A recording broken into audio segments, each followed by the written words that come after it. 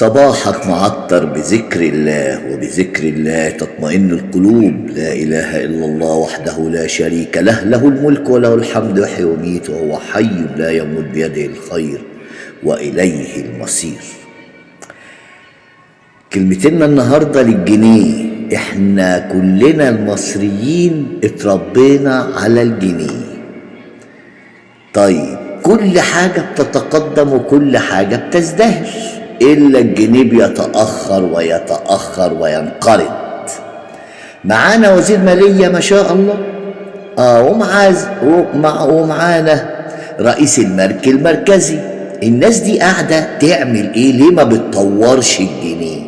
عايزين بس نسأل. من 2-3 أول ما الدولار عمل كده قلنا غيروا اسم الجنيه. الجنيه جاب إحباط للشعب، جاب إحباط للناس. خلاص الجنيه بقى قرش سهل. يا أخي اعمل حاجة. مش لاقيين اسم للجنيه تغيروه، اكتب الجنيه الذهبي واعملوا $10. قوم يضرب الدولار على قفاه، يبقى اللي معاه جنيه ذهبي. يا سلام، يبقى ماسك جنيه اسمه معاه جنيه. يا بشر افهموا بقى، الجنيه دلوقتي ملوش لازمه. عد بقى 1000 جنيه، 2000 جنيه، 3000 جنيه، هنفضل العدد في الليمون يا بشر. احنا دولة الحضارة، احنا دولة التقدم والازدهار. ارسم عليه المتحف الجديد وتدلع، ولازم يبقى فيه تقدم في افكاركم. ما تقعدوناش على الحكايات القديمة. يا ناس افهموا، فين الافكار؟ فين الافكار النيرة بتاعت المصريين؟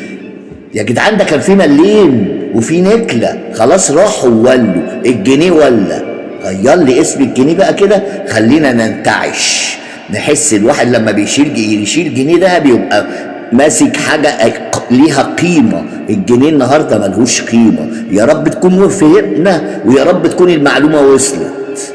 بقالي 3 سنين بنادي، بنفخ في قربة مقطوعة.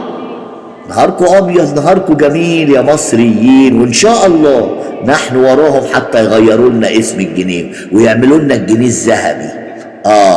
يعني الجنيه الذهبي كده يبقى $50، $40، $30، عشان يضرب الدولار على قفاه.